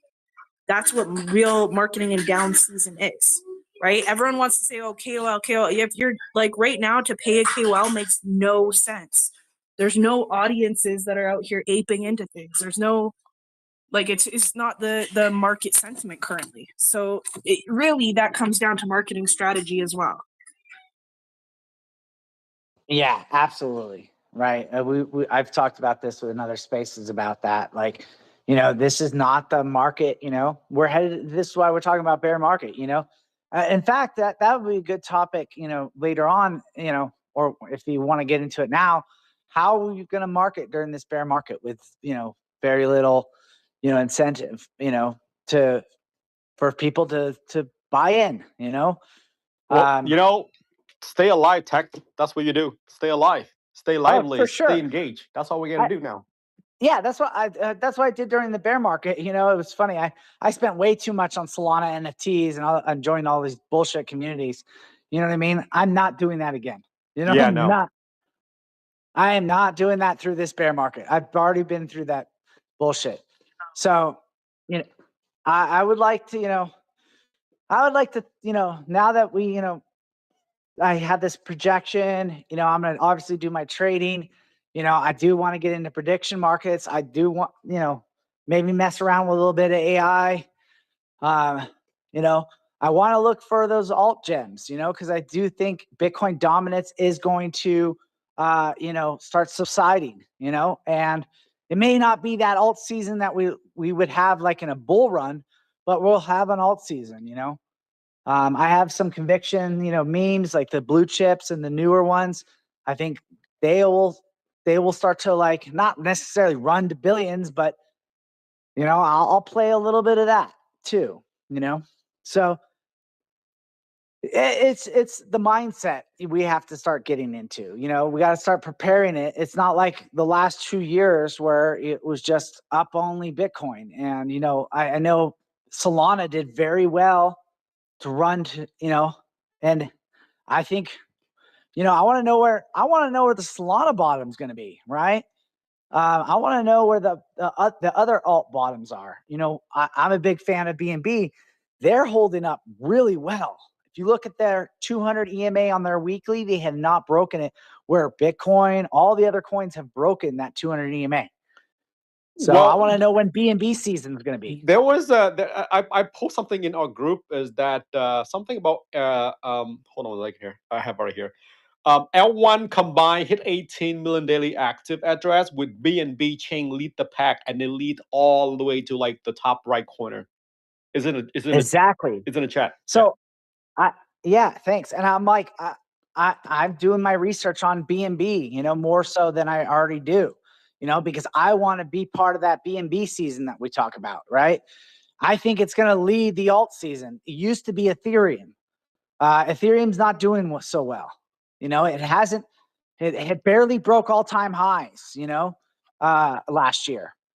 So I think it hasn't outperformed any of the other alts. Yeah, I think Ethereum. You know what? I don't have any like data backing, but I have a feeling Ethereum is gonna change a lot of people's minds like soon with everything's going on right now with the Clarity Act and you know stablecoin going online.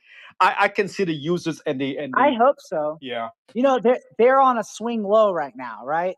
So like it might be smart to buy a little bit of Ethereum, you know, because you can't lose with Ethereum. It's like a stable coin, right? And you're buying the lower swing. But I'm just saying it's not going to outperform the other alts. It hasn't proven itself, you know.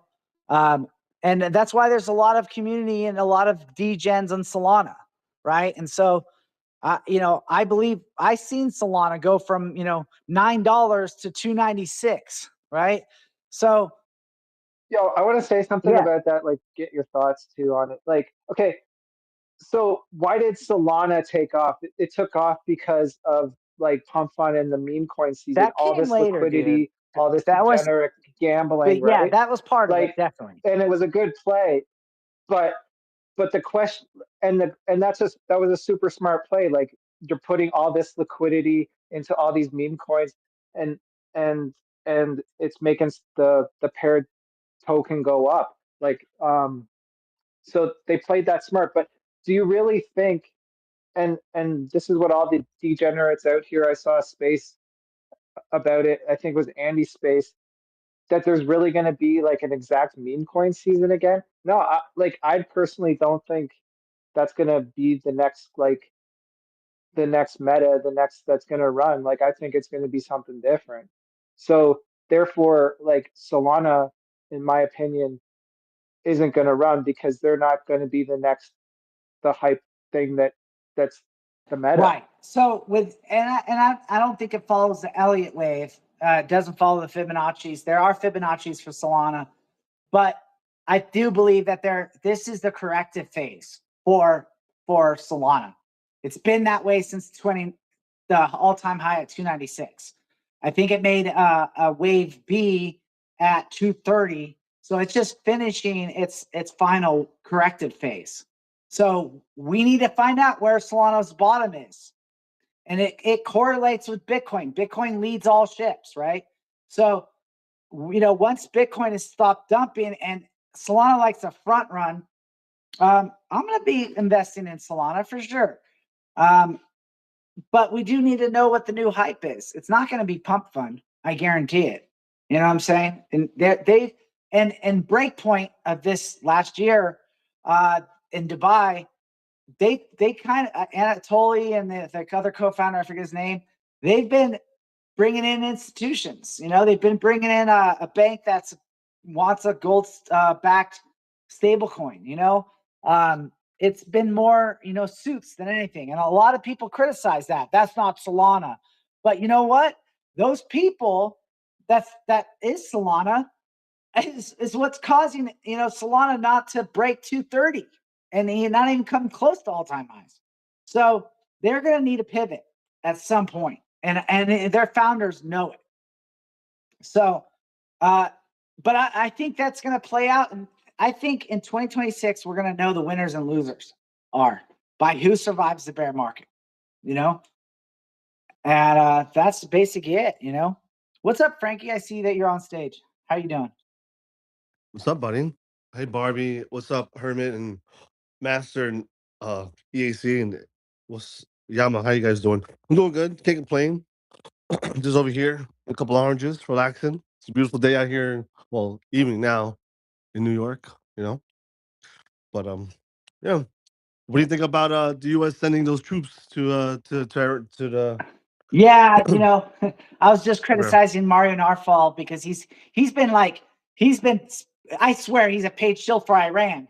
But he's been, just fear mongering, and one of the things he said about Iran, right, is that it's surrounded by mountains.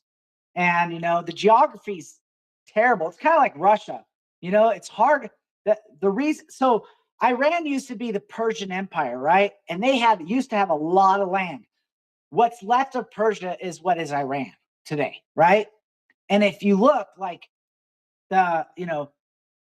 all those conquerors, Alexander the Great and stuff like that, they could not penetrate Iran because of how hard it is to get in there. Yeah. So 82nd Airborne, they're known for doing, death from above. That's one of their mottos, right? And so as much as I don't want boots on ground, if Trump, what he says is he wants that uranium there, that's buried, because they are showing satellite pictures of everything's buried underground, and then they just dig it back up again, and we could play this game over and over again and play whack-a-mole, but at some point they're going to have to send in like 82nd or a big force to go in. The Marines do the amphibious assault. So I know a lot about that. My uncle did the amphibious assaults as a Marine in Korea back in the day. And Korea is very similar. North Korea has those mountains that separate North Korea and South Korea. So it's very, very difficult for the Marines to come in and do an amphibious assault because they're not going to penetrate where Tehran is. So the mountain range so high. And also, Right. when you're on their land, they know about the land more than you do. Doesn't Right. matter. It doesn't matter your intel. Like they know all the but we alley, have all the superior cave. fighting power and Yeah. equipment. So Right. we have the air, right, and we have the space. So we destroyed their Air Force, we destroyed their Navy. It's not a problem for the Marines to come in, but they're not going to penetrate Tehran or any of those other areas. So they need someone like 82nd to come in and drop. That's what they've been training. What tech? But what's the purpose? Like we're not occupying them. We're trying to get them there and remove the uranium or what? Yeah, that's what Trump says. Who fucking knows, dude? It could just be. Look, I'll give you an example. 82nd, when Russia was doing all this threats, not just Ukraine, but they were threatening Estonia, Latvia, Poland. We moved a lot of our forces to Poland. 82nd was who they sent in to Eastern Europe. They broke them up in all those little Eastern European countries. And they just sat there. They didn't do shit. But they let Russia know, hey, you're not coming into Eastern Europe. 82nd Airborne is here as a show of force. And so that's what they've done historically. So I believe that, 82nd is probably just a show of force. But the other thing that he said is he wants to get that uranium from them. I don't think it's a good idea to send a bunch of army guys to collect uranium. That's what I'm thinking in my head. For our people. Yeah, that's what I'm thinking in my head. Like they're not equipped. They don't have the tech or like the knowledge to extract uranium and take it out and then bring it back. Well, the anywhere. Corps of Engineers, the Army Corps of Engineers can do it. But what they would do is 82nd would secure the ground, then they would send in the engineers. But look, is it worth it? I don't think so. I really don't. Like, I get it. Like, you know what? Why Ukraine is so valuable is Ukraine has a lot of uranium in the ground. There's a reason why they built Chernobyl where they did in the Ukraine, right? So, yeah. So I don't know. We'll see. Well, whatever the You fuck know, happened, it needs to end soon. We can't just spend $1 billion a day there. we can. Unfortunately, you know, we can. But I agree with you. I think that at the end of the day, it's not our war. We were talking about it earlier. You know, it's benefiting Saudi Arabia more than anything. And then Israel number 2. That's the thing. Everybody thinks this is for Israel. No, it's for Saudi Arabia. Israel gets the benefit of not being attacked by one of the very many Muslim countries, right? If it's not fucking Iran, it's going to be Hezbollah, it's going to be Hamas, it's going to be, you know, whatever. I'm not going to get into that. The point is, we should. I think Trump thought he could go in there like he did with Venezuela and then just be like, now I get a cut of the oil. And I still think Nah, that's his no, incentive. Iran, different Well, bees. the bottom line is, who knows? But the bottom line is, we're seeing it. We're paying for it at the pumps, and who has the most to gain out of this war? The oil companies. And which countries have the biggest oil companies? The United States, Russia, and Saudi Arabia. Right? I've told you guys this time and time again. It's just a facade to think that the United States, China, and Russia aren't working together. And let's add Saudi Arabia, even though they're a very minor player, they do have the Middle Eastern dominancy. You know, Israel has good tech. Pakistan, you know, has, you know, nuclear weapons, but Saudi Arabia is the king of the Middle East. You know, prove me wrong. Turkey wants to be. I agree with you. I agree with you. Yeah. But Turkey doesn't have the oil. So it You're can't right, be. exactly. You know what Turkey does have? They have water. What the fuck? You know, yeah. So Well, Turkey controls the water into the Middle East. Saudi Arabia has desalination plants, but it's very energy. They have to use a lot of energy. yeah, And right. Yeah. you know, and here's the thing about Iran. A lot of you guys probably don't know, but you know that island that island provides the oil for 90% of their energy. Wait, hold on. in Iran. Let me give me a second here. You saying that? I mean, I read that, but I want to confirm that little islands, all the oil underneath islands. Is that what it is? Say again? All the oil underneath the islands. Is that what it is? That where they drew it from? No. No. Oh, okay. That's Okay. no. What I'm saying is they store the oil there. Oh, Right? It's kind of a bad infrastructure. They never gotcha. thought that would be threatened. But because they export most of their oil, you know, it's also where they store their oil. Gotcha. So we Okay. take that island and we could basically hold Iran's energy grid hostage. Yeah, but you see, when you do that, then you piss off China too, because they need the oil as well. So you can't just, Not if, hey, nobody's saying that China can't get their oil. They're going to get their oil nonetheless. They're going to get it from Saudi Arabia. They're going to get it somewhere from somebody. You know, China buys 90% of Iran's oil. And currently, you know, but two things are going on. But since March 14th, China has encircled the entire island of Taiwan with its navy, and just today, the Chinese Navy militia with one China warship and some Chinese Coast Guard ships, they're at a standoff with the Chinese Philippine Coast Guard, and there might be incidents of shots fired. It happened today, so China's China thinks that we're occupied and that we don't have enough firepower over there. And I think they're trying to shake the hornet's nest. Right. And I think this leaves power. When you take power away, it creates a vacuum. If Iran's not the state sponsor of terrorism, these other countries will step up, because this is how they keep everything in the world in play. So that's one of the reasons I hate the fact that we're going to look. I'm an Iraqi war veteran. I know when they took out Saddam, it created a power vacuum. I saw them fight over it. the Sunnis and the Shiites. You know, you take out the main country that's Shiite, all the Sunnis are going to move in and take that land, you know? So, and the people that are, you know, or that from there, not going to want it, you know? So it's always going to be a war over there, because that's just what they do. But with as regards to China, yeah, I just don't. I think China is a kind of a paper tiger, to be honest. They haven't been in a war in '79 since 1979. With Vietnam. You know, they made, huh? With Vietnam. Yeah. So like, you would know, right? But that's the thing is, China hasn't been battle tested. Speaking of Solana, trying to get back to crypto. Solana's battle tested, guys. But yeah, we're gonna battle test their low price. But yeah, look, dude, as much as I love to talk about geopolitics, I believe crypto is the hedge against fucking chaos. I think we need to be selling that, you know, through the bear market, right? Because that's the thing is we're early still. We got to onboard people. There's no volume. There's no money.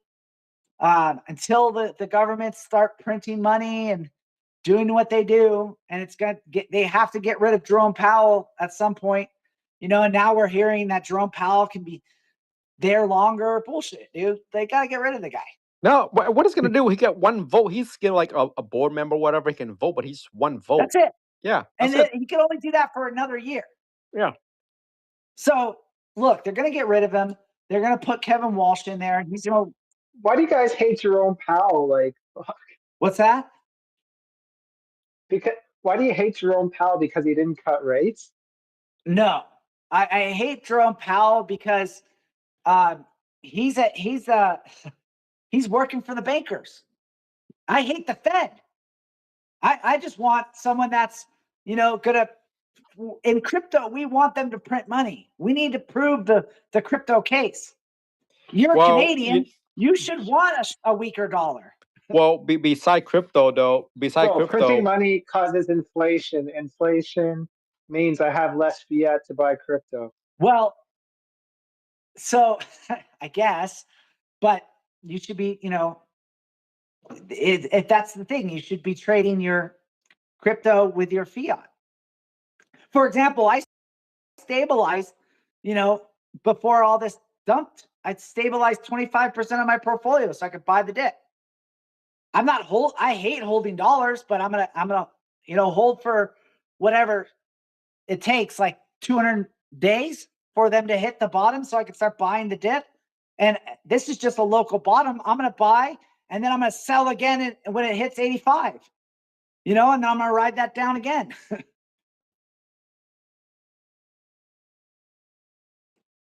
But anyway, the thing is, my mom's texting me.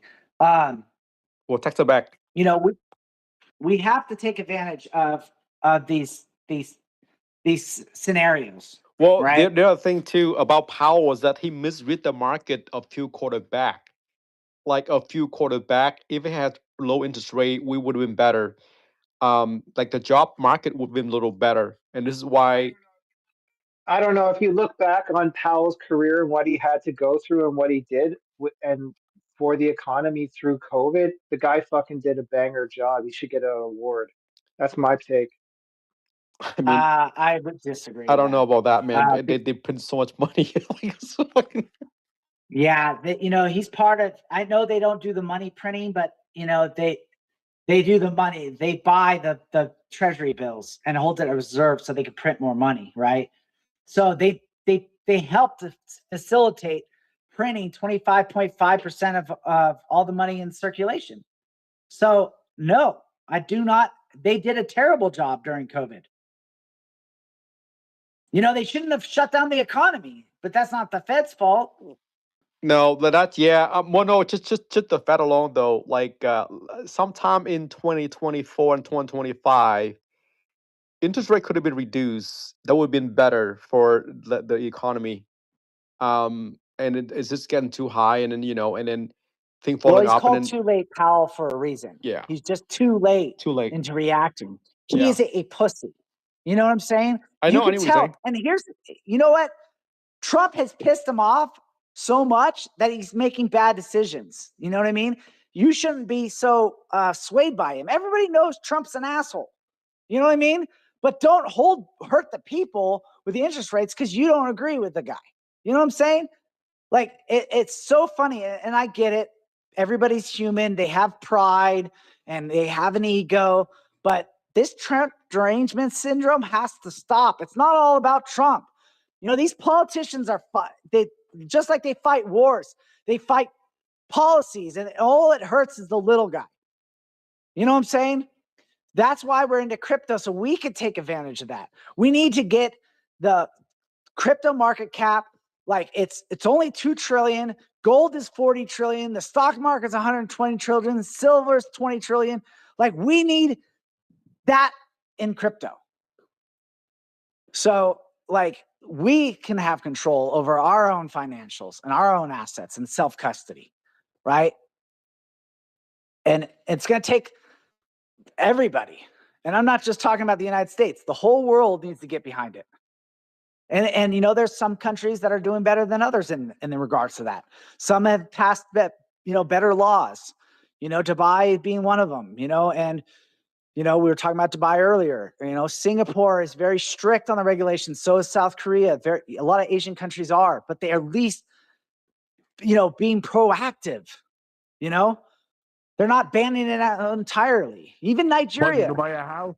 You can buy a house. You can buy anything you Right. want in South Korea. You know, Nigeria, we were talking about that the other day with the Nigerians, right? They used to be anti-crypto. Well, now they realize that 59 billion of their 280 GDP came from crypto. So they're like, okay. We're going to allow crypto, but it has to be converted to the Naira. You know, it's just amazing to me. Well, yeah, that as of this year, 2026, you can use crypto as a payment rail. the other thing too is like when war break out, a lot of you know, Russians and, you know, Ukraine and now Iranian buying Bitcoin. That's why they're holding. Right. Well, like I said, Russia bought, you know, crypto right before they attacked the Ukraine, you know? So in a sense, like crypto is it could be used for good and bad. But I mean, like anything, right? us, Like anything, you can use it for good and bad. So right, like Silk Road, we, you know, buy drugs, all this stuff, that money laundering, you know, promote terrorism with crypto. Yeah, those are the bad things. But what about all the good things you can do with it, right?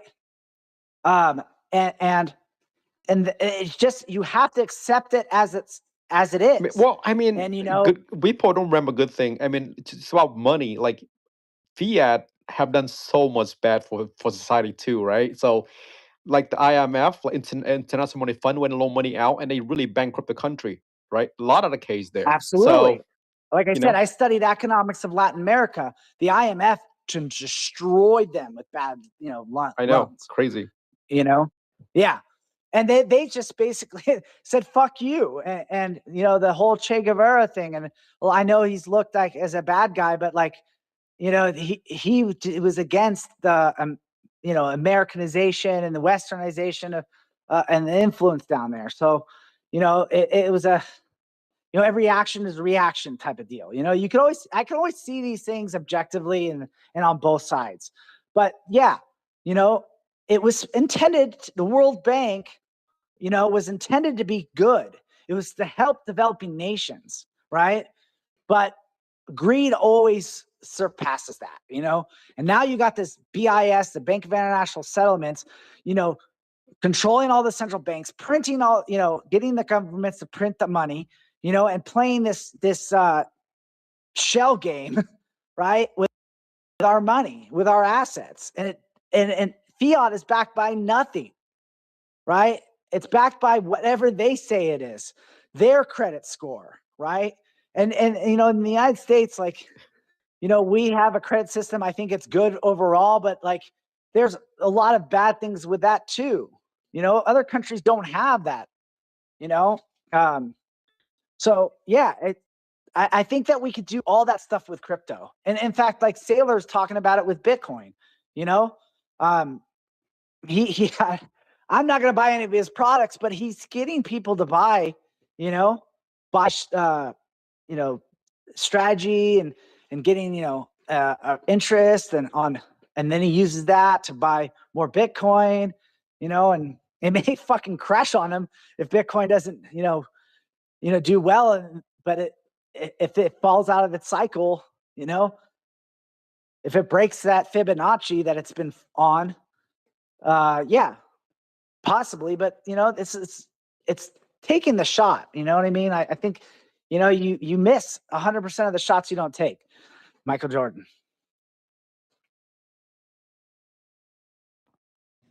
Wayne Gretzky. Oh, is that Gretzky?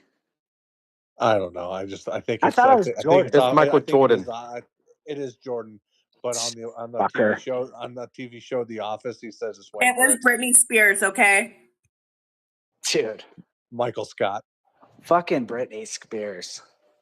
What did they do to her? Weird. A lot of drugs. They fucked her.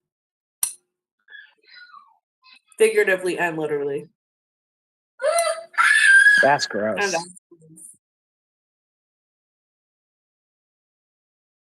But yeah, we've been going about 2 hours. So, you know, my voice of reason here, you know, he gets grumpy if we don't shut this down in a orderly manner. So let's go to our closing comments. If there's another space that you guys want to promote us to go to afterwards, I'll be up. But you know, I like to keep this timely. EAC, have you been recording this? Yeah, we've been going live on YouTube and Rumble, Nice. and you know, shout out to you guys who Hermit and Tex, like your this here has been one of like my most popular like viewed shows on Rumble. So it's bringing attention, and I hope it brings attention to your guys' accounts through that, and also just more importantly, like helps people who are listening to it. I've been making a video every single day, like educational short videos, and I hope that people have been seeing those and learning. I've been learning just making them. But yeah, I look forward to live streaming you guys next week too, and I appreciate you guys let me be part of the space and just putting in the work without Yeah, we appreciate just you. doing good things for Web3. Yeah, you know, everybody knows I don't like X. You know, this is just the platform crypto Twitter uses. Yep. You know, I support what you're doing, you know, so it's the same thing with you, man. You know, Barbie, I don't know if you follow him, but you should on Rumble. It's EAC NFT. Everybody, if you have a Rumble or create a Rumble, go follow EAC on NFT. I don't know your YouTube. You have to send me that What's too. on Rumble? Are there a lot of crypto people over there? It's everything. Yeah, that's the thing with the Rumble. So you get a wallet and they promote crypto. So that's why I used it, like, and you can live stream it like a video right to YouTube. And yeah, like, so I'm just like pushing that because you're instantly monetized. Yeah, like, yeah, I've earned 22 cents so far, but it's 22 cents more that I've earned than posting on YouTube. So, and I think by having a digital wallet, it makes it more decentralized, and it takes away like the fact that you could just lose your account, because you can't lose your digital wallet, because that's the joys of crypto, right? Your keys, your wallet, your people want to tip you. They can't shut you down. So it's more like freedom of speech, I feel. And like, just for the fact that they promote crypto, because YouTube doesn't promote crypto, X doesn't promote crypto, even though the biggest like app is crypto Twitter, and they don't even promote crypto, but Rumble does, because they have the digital wallet. There you go. And you know, one of our goals is to start streaming as well, so I could pull up the charts and go over that. You know, I don't know how much they want to do that, but you know, we could do other stuff like watch the video or clips and stuff like that. So I think that's the road, you know, map for getting off of X. We'll still be connected to X, but you know, we'll be on Rumble or Kick or YouTube or wherever. You know, we should be decentralized in our social platforms, you know, and this is good for marketing your product, you know, besides crypto Twitter. Crypto Twitter is a little bubble. So there's a lot of people on TikTok. There's a lot of people on Instagram, you know, that we're just not reaching. But that's for another episode. And also, if you guys have anything that you guys want us to cover, you know, I think next week we're just gonna talk about this candle closing that day. But if there's any other topics moving forward, I'm for it. In fact, I'm probably gonna. I don't know if it's a scam. You know how these people say they want to be on a podcast. Someone hit me up. I will not download the software. But you know, I've been on other shows like, you know, well, I'm not going to plug them, but anyways, yeah, we'll do our best. So anyway, that's it out of me. Hermit, Barbie, MSTR, Frankie, do you have anything? No, I'm good. It was good talk. Cool. I would love talking to you guys. Awesome. Well, I will say I also stream on Rumble. I moved to Rumble.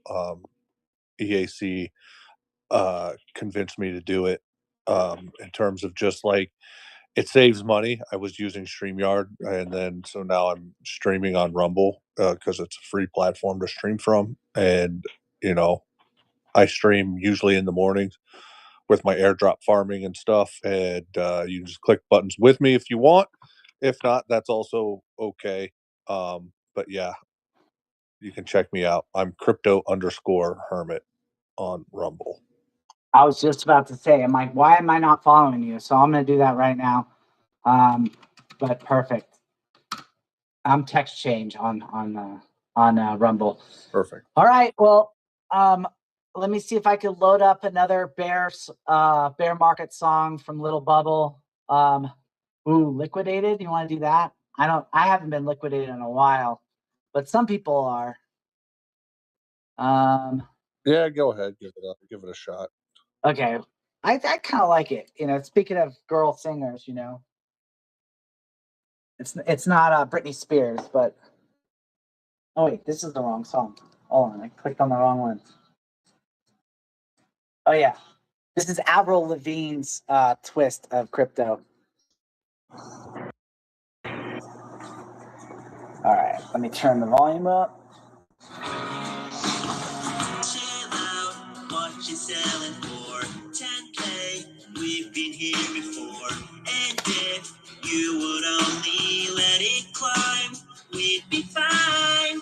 I like you more when you pump, when you drive the prices up.